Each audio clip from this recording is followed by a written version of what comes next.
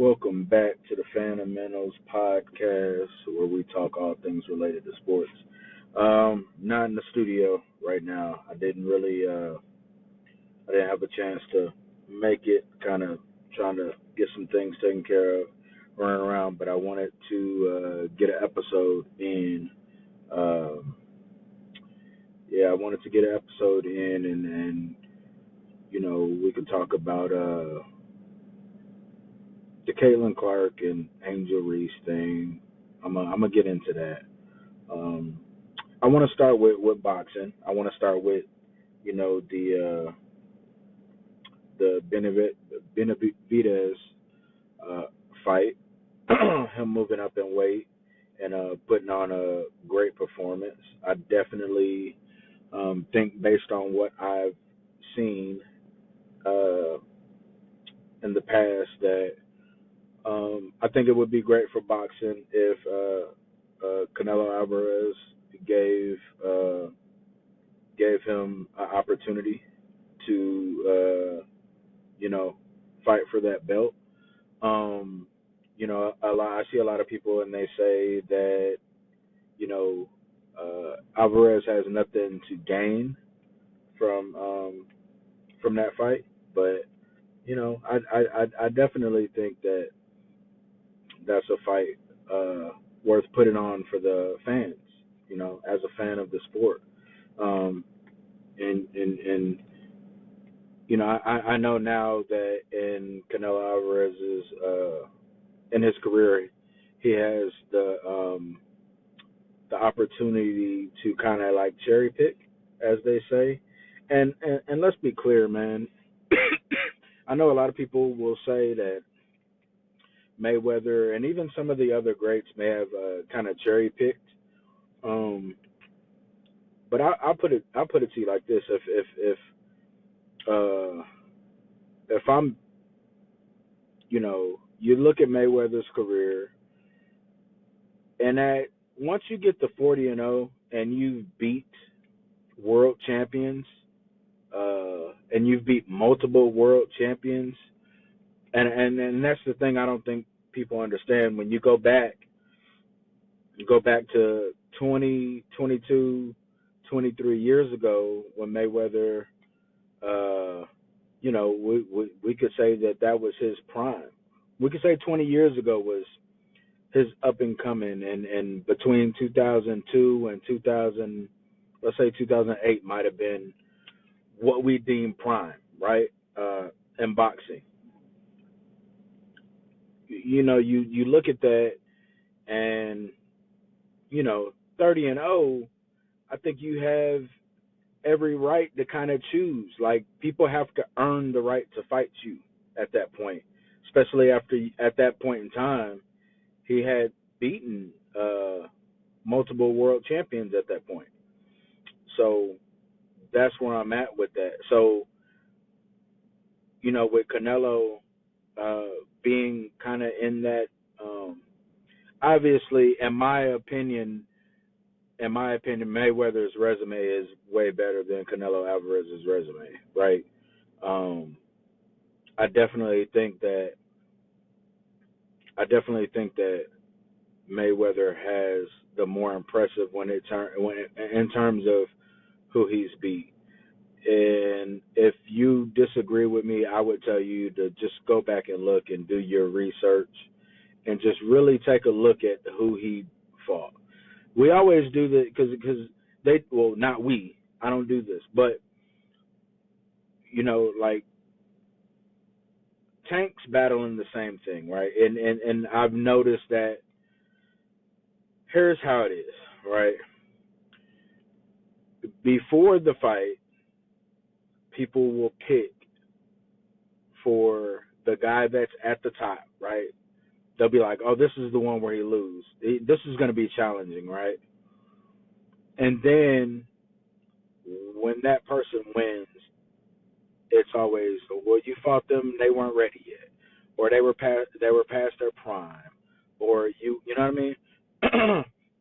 They do it with Mayweather. They say, "Well, when Canelo uh, when Canelo fought Mayweather, They were saying Canelo wasn't ready yet. Well, he had been pro since he was 16, 17 years old. He already had like 20 pro fights. Um, you know, I don't know what more you wanted, especially considering that was considered past Mayweather's prime. Or they say, well, when Mayweather fought Pacquiao, Pacquiao was old. You are aware that Mayweather is like 2, 3 years older than Pacquiao. So those things are irrelevant because that the argument holds no water, right? Um, um, they're saying like Tank, with his win Saturday, they're like, oh, he's fighting nobodies. There's somebody until he beats him. There's somebody until he beats him, and then when he beats him, there ain't nobody again. Like it don't work like that. Everybody was like, yeah, he gonna feel Ryan Garcia's power now. He finna feel Ryan Garcia's power now. He stopped Ryan Garcia. Then they was like, oh yeah, something's wrong with Ryan. He ain't all together. Like there was an excuse. They made excuses before this fight. I mean, that's all you hear is excuses. That now, prior to what's the kid's name that he fought after Cruz? What's that kid's name? The really annoying voice. I can't stand that guy. I can't offhand. I can't think of it. But they were talking about like his power, right? And then after Tank knocked him out, he's all of a sudden he ain't nobody now. You know what I mean? Like it doesn't work like that. And now, and I know I got off the Benavidez and Canelo thing, right? But I would like to see them to fight. So to sum that up, but going to the Tank thing, they're like, oh yeah, but he ain't gonna do Shakur like that, or first of all, Ryan Garcia wants a rematch.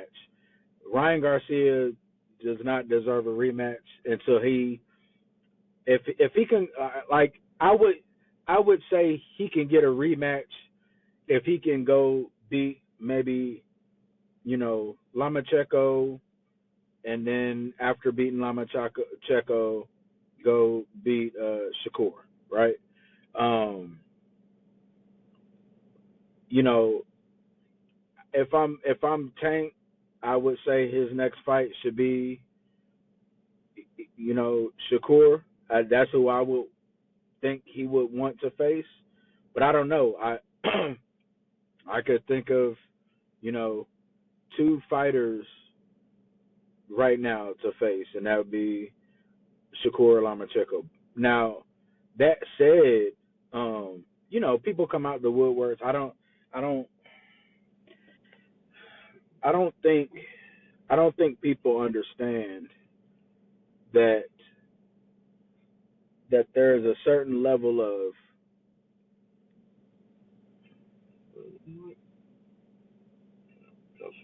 Sorry, y'all. Something. No.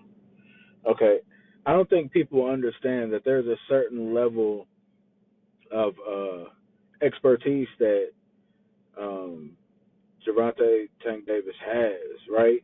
And people always talk about his power, man, but his boxing IQ, understanding the ring, understanding how to navigate the ring, is a different level, man. Man, you got to be smart, man. If you watch Saturday, that was methodical, and I know people were like, well, he was losing the first 4 rounds. Yeah, no shit, because he was studying. Like he was studying. If you watched, he was studying, and he did a great job. That fifth and sixth round, he really started to open up. Like, all right, let me put this combo together. All right, let me bait him with this. Um, and it was working, man. That seventh round, you started to see, like you knew, you're like, oh man, this is gonna get ugly. And I don't know why people get up against the ropes against him. Go back themselves in a corner. That's where he gets you every time. But man, again, his ring IQ is nuts. Yeah, the fight I would like to see, honestly, who I would like to see him fight is Shakur. That would be a good fight, Shakur Stevenson. All right, man. Let's get into this WNBA thing. Let me tell you, first of all, ESPN, CBS Sports, all these knockoff sports brands, y'all are playing a dangerous game, especially ESPN Sport, because y'all are the leader in sports. Fox too, Fox Sports. Um, First of all, I hate to even address it, but I feel like I have to. First of all, it wasn't it wasn't Angel Reese versus Caitlin Clark. It was their teams versus each other, right? They don't even play the same position. Uh, Second of all, you Caitlin Clark warriors that don't even watch the game, I dislike y'all. And for the media like the ESPNs, even I think it was on USA Today.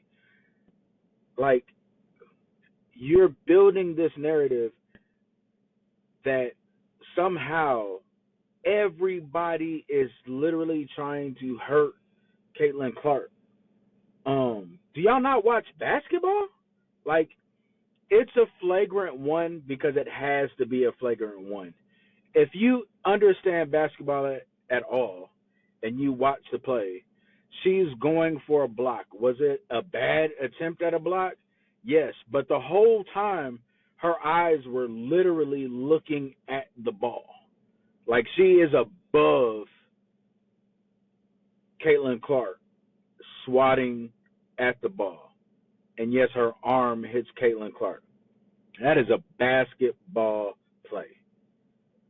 That is a basketball play across the board. That is a basketball play in Asia. That is a basketball play in Africa. That is a basketball play in Europe. That's not even a flagrant one in Europe. That is a basketball play here in the U.S., right? And the media will spin this narrative like Angel Reese attacked Caitlin Clark.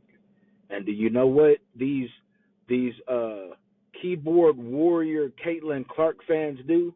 Go call Angel Reese a thug. Now, I don't know about you, but playing basketball aggressively doesn't make you a thug in my book. And when I see some of these people, and I hate to, because it's supposed to be this is supposed to be fun, right? The sport is supposed to be fun. I hate to make it where it's this thing where we're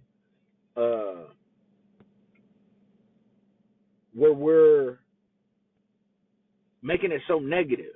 But that's the media's doing, and again, these sports outlets are playing a dangerous game with that when they post this stuff on social media, because these people on social media are they're not watching the game.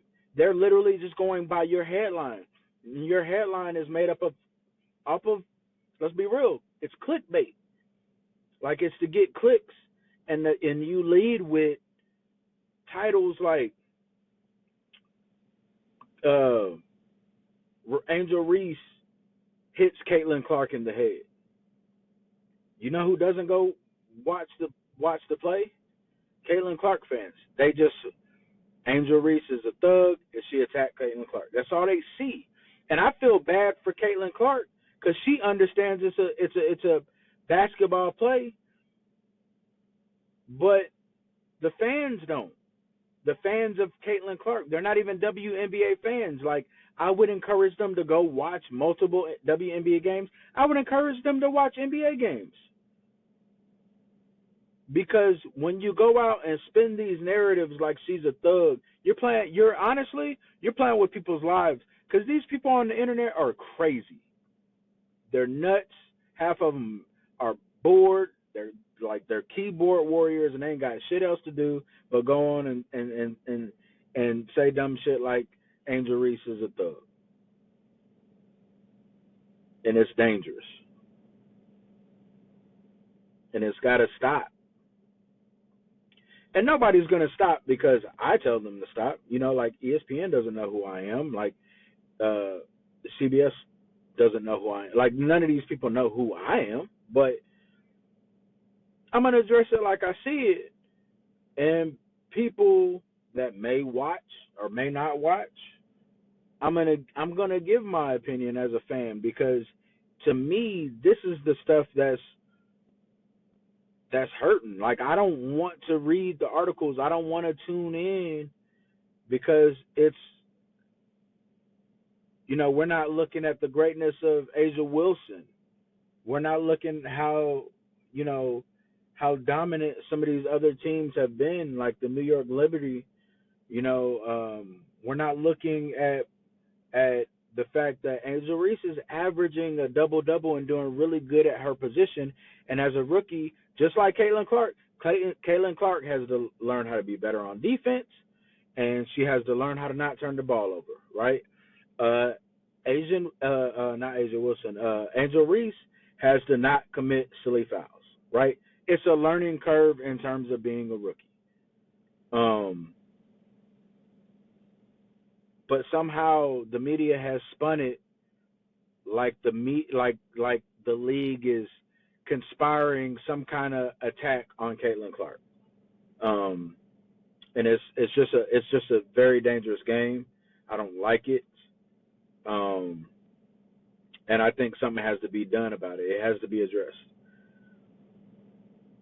And when we fans, actual fans of the sport that really want to enjoy what's going on, like I like this rookie class.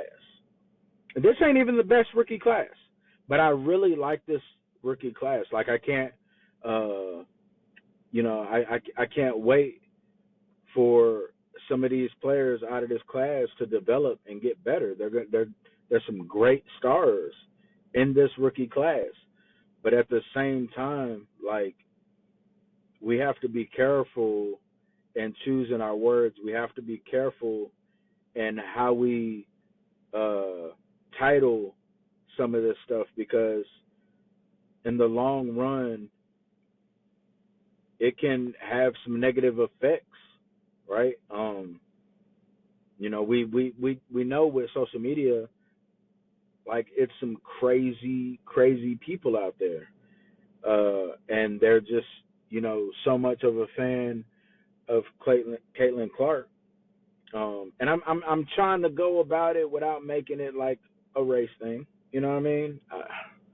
The reality is that plays a part, but I don't want to go down that route. You know what I mean? That's a discussion for another time that I don't want to go down there. At the end of the day, it's important to just understand that both these girls are really good basketball players. They both have learning curves and things that they need to learn, but this entire rookie class has the potential to be really good, right? And so I hate where we're only mentioning two players in it, and that's it, man. And I would really love if people didn't refer to Angel Reese as a thug for making a basketball play. Like, you don't gotta like her, you know what I mean? But the media has villainized her. I keep seeing some of these knockoff brand sports things, and some of the titles that they put, is just is jacked up, and you can tell they're not even they don't even understand the game. Some of these fans, You could tell they don't understand it because you mentioned double double. They don't even know what you're talking about. You know what I mean? No, Angel Reese should not be suspended. Like it was literally a basketball play. Again, it was a flagrant one because it has to be a flagrant one based on the terminology of the rule, but it wasn't it wasn't purposeful, right? I mean, anybody that's played any basketball knows that. Like, I've definitely been playing basketball, went baseline, and have had that happen to me. It happens. Somebody goes for the block and they get you. It happens every game. It happens. So I want things to try to be better in that aspect. I know it sounds like I'm like ranting, which I guess in a sense I am. But as a fan of the game, I want the game to be fun. I want us to look at it and have fun with it. Um, and that's it. I did not mention anything about the Dallas and Boston series. Yeah, I hadn't done an episode uh, since Dallas won Game 4, which was a big win, by the way. Also, I would like to think that Dallas is not content with that win, you know, given what I know. But one thing that I would like to, again, media, um, game 1, 2, and 3, no, game 1 and 2, uh, Luka, I think he had 30 and then 32, right? Game 1 and 2. And then he had like 26 or 27. And at the end of game 3, he fouled out on a blocking foul. And the next day, you had people saying he needs to get in shape and all of this, and he's a defensive liability. All these things, right? Um, First and foremost, it's not like he fouls out on the regular, right? Secondly, if you go back and look at the play, I mean, yes, was it a blocking foul? Yeah, he wasn't in position. But he's in a situation where he's trying to get the ball back. He slides over to get in position to try to draw a charge. What did you want him to do? Like, leave the lane open? Like, okay, yeah, you could say there was like 2 silly fouls. Okay. But the man is out there playing hard. Like, what exactly did they want him to do? Not try to draw the charge? Like, the guy is out there banged up. He's been injured for all of the playoffs, giving it his all, and you're saying he needs to get in shape? Yeah, no, that's an issue. That's an issue. And so, yeah, that narrative, man, I didn't like that. That's again where the media, man, um, they can be really dumb. I guess in a sense I'm part of what we deem media because I mean YouTube in a sense is social media. But man, I do this as a fan. I do this because this is how I get how I feel out, and I want it to be like true to how I feel as a fan. I don't want to I don't want to go out and create a fake narrative. I don't want to go out and create a fake headline or a headline that's like completely dumb for the sake of people to watch. Like, I just want it to be authentic. And I'm seeing a lot of stupidity and stuff from sports media. Um, it's kind of sad, man. Um, and I guess that's what people feel they got to do for clicks. Which I mean, yeah, whatever. I'm not gonna do anything to jeopardize my integrity as a fan for clicks. You either like what I talk about or you don't. You either agree what I talk about or you don't. But I would like to think that even if you disagree with me, that I could still be cool with you and I could actually hear what you got to say, so long that it's realistic, so long that it's not, simply for clicks, right? Um, I love conversating about sports. I love being able to do this on YouTube, whether 3 people listen or 10 people listen or 100 people listen, whatever. I'm gonna do this because this is what I enjoy. This is my outlet. But I'm sick of the game becoming. I'm sick of the sports becoming unfun because of dumb headlines and fans that aren't actually watching. They're just simply going based on the headlines. So that's what I got. I hope it wasn't too negative or whatever. Thanks for joining. I can't. I'm ready to start talking some football soon. I'm ready to start talking some college football with the new NCAA coming out. And yeah, man. Tune in whenever a new episode pops up. Leave a comment. You know what I mean? Even if you don't like and subscribe, leave a comment. Chop it up with me or something. Um, so again, thanks. If you listen all the way through, it is the Fundamental Podcast.